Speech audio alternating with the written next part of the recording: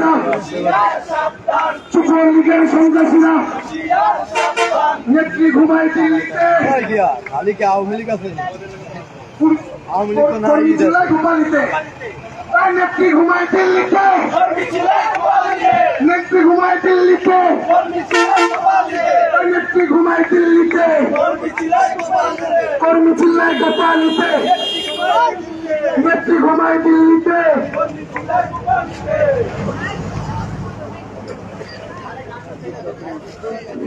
জাগো রে জাগো, জালো রে জালো, দিল্লি না ঢাকা, দিল্লি না ঢাকা, দলালি না রাজপথ, দলালি না রাজপথ, আমার ভাইয়ের রক্ত, আমার ভাইয়ের রক্ত, আবু সাইদ মুগ্ধ, আবু সাইদ মুগ্ধ,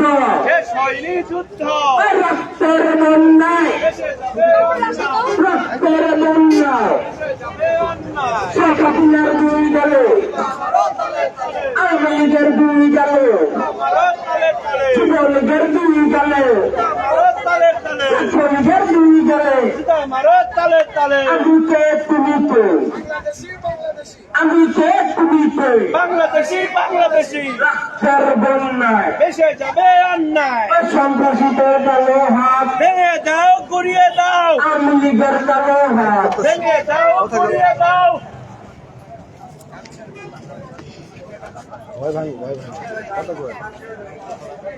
আজকে গোপালগঞ্জে এনসিপি নেতাকর্মী আটক হওয়াতে পদ্মা সেতু মামা প্যান্ট তো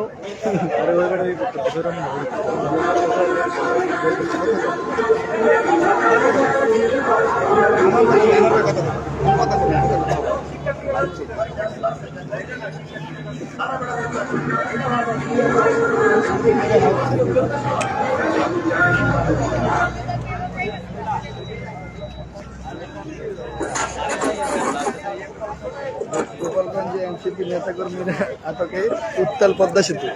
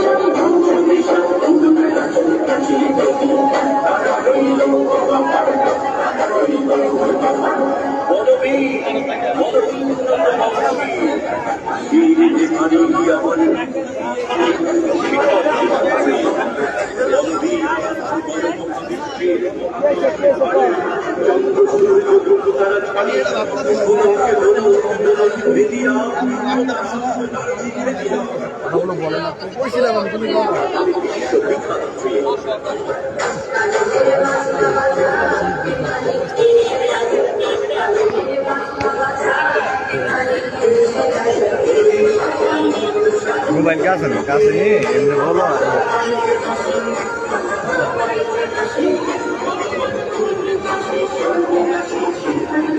আজকে গোপালগঞ্জে এনসিপির সমাবেশে শেষ করে এনসিপি বের হয়ে আসার সময় তারা আটক হয়েছে, যার কারণে এখন মুন্সিগঞ্জ মাওয়া প্রান্তে এনসিপির সদস্যরা তাদের শান্তি সমাবেশ পরিচালনা করছে। তাদের একটাই দাবি, তারা যাতে তাদের এনসিপির সমন্বয়করা যাতে সুষ্ঠুভাবে গোপালগঞ্জ ত্যাগ করতে পারে এই দাবিতে তারা এখন মাওয়া পদ্মা সেতু মাওয়া প্রান্তে তারা অবরোধ করে রেখেছে।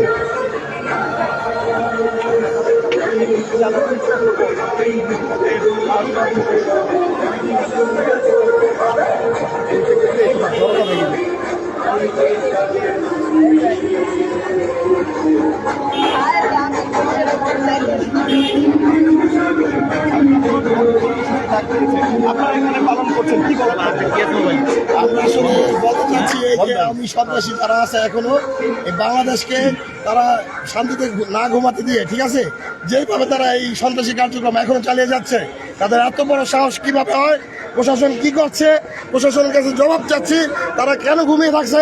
আমি সন্ত্রাসীদের এখনো কেন গ্রেপ্তার করা হচ্ছে না? তাদের কেন আইনের আওতায় আনা হচ্ছে না? তারা যদি এখনো এই বাংলাদেশের মাটিতে এইভাবে সন্ত্রাসী কার্যক্রম চালাতে থাকে, তাহলে এই বৈষম্য বিরোধী ছাত্র আন্দোলন এবং সাধারণ ছাত্র জনতারা তাদের হাত ভেঙে দিবে এবং প্রশাসনকে জবাব দিয়ে তারা আওতায় আনবে।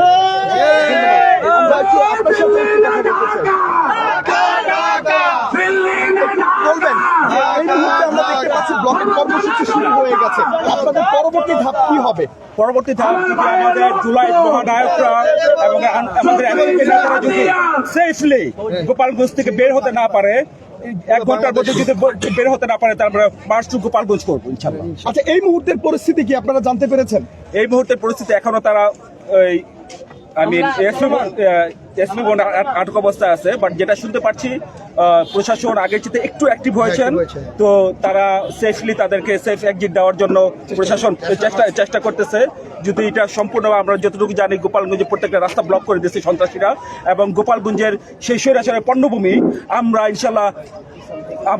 ইনশাল্লাহ তাদেরকে ঘুরিয়ে দিব। ইনশাল্লাহ আগামীকাল থেকে আমরা পুরো লং মার্চ টু গোপালগঞ্জ ইনশাল্লাহ লক্ষ লক্ষ মানুষ আমরা ইনশাল্লাহ আগামীকাল থেকে শুরু করবো।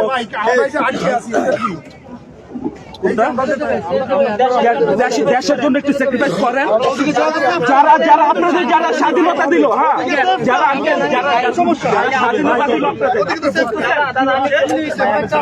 আমরা তো সাধারণ পাবলিক, আমরা তো সাধারণ স্বাধীন বাংলা পেয়েছে, যাদের জন্য তাদের উপরে আটক করেছে। ভাইয়া এটা অনেক অন্য শুরু গেছে ভাইয়া,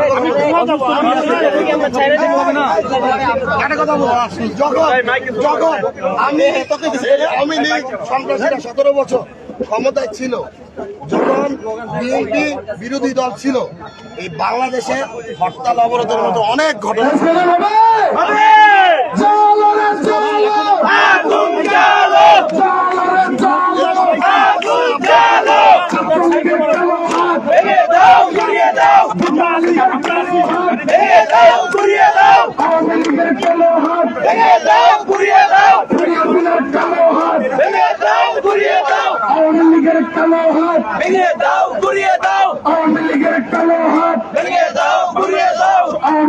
ঠিকানা এই বাংলায় হবে না, এই বাংলায় হবে না, আওয়ামী লীগের ঠিকানা এই বাংলায় হবে না, ছাত্রলীগের ঠিকানা এই বাংলায় হবে না, যুবলীগের ঠিকানা এই বাংলায় হবে না, সন্ত্রাসীদের ঠিকানা এই বাংলায় হবে না, তাপস বরসের ঠিকানা এই বাংলায় হবে না, মিছিলদের ঠিকানা এই বাংলায় হবে না, হাসিনার ঠিকানা এই বাংলায় হবে না, আওয়ামী লীগের ফাঁসি দে, হাসিনারে ফাঁসি দে, রশি লাগলে রশি দে, রশি লাগলে রশি দে, আওয়ামী লীগের ফাঁসি দে, গোপালীরে ফাঁসি দে, রশি লাগলে রশি দে, রশি লাগলে রশি দে, গোপালীরে ফাঁসি দে, গোপালীদের ফাঁসি দে, রশি লাগলে রশি দে, রশি লাগলে রশি দে, গোপালীদের ফাঁসি দে, গোপালীদের ফাঁসি দে, রশি লাগলে রশি দে, একটা একটা লীগ ধর, দইরা দইরা জেলে ভর, একটা একটা গোপালী ধর, দইরা দইরা জেলে ভর, দইরা দইরা জেলে ভর, একটা একটা লীগ ধর, একটা একটা লীগ ধর, দইরা দইরা জেলে ভর, দইরা দইরা জেলে ভর, একটা একটা লীগ ধর, সাইকো হাসিন মুক্ত শেষ হয়নি রশিনে শেষ হয়নি যুদ্ধ, সাইকো হাসিন মুক্ত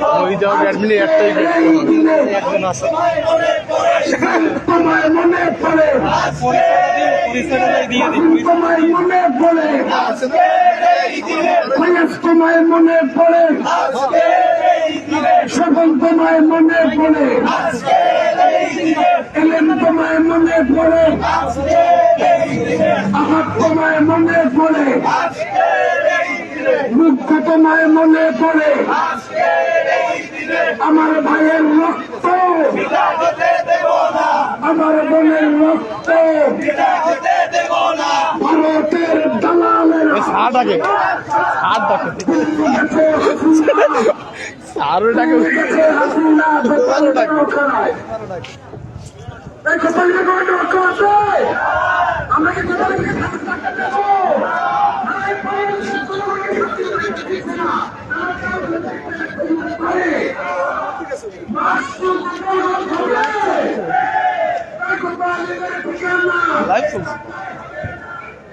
আমি ফেসবুকে ঢুকে দেন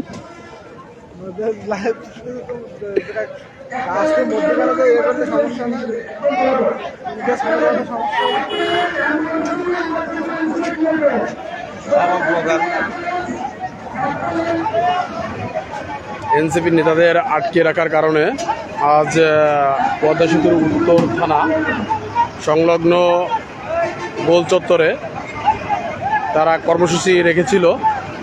এখানে দেখা যাচ্ছে শত শত বাস এবং টোল প্লাজা সম্পূর্ণ শূন্য এবং তাদের এই কার্যক্রমে এখন তারা গত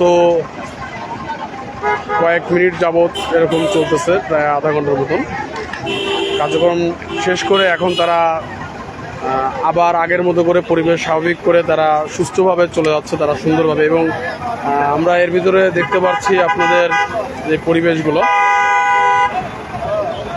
তারা অ্যাম্বুলেন্স এবং যেগুলো জরুরি পরিবেশ, যেগুলো জরুরি জিনিসগুলো আছে তারা ঠিকই সেই গাড়িগুলোকে সাইড করে সরিয়ে দেওয়া হয়েছে পদ্মা সেতু টোল প্লাজা পার হওয়ার জন্য।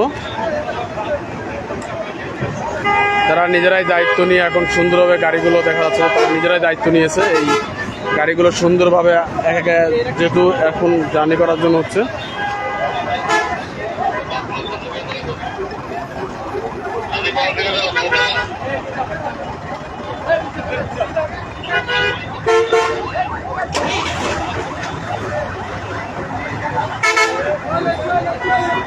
দীর্ঘ বড় লাইন,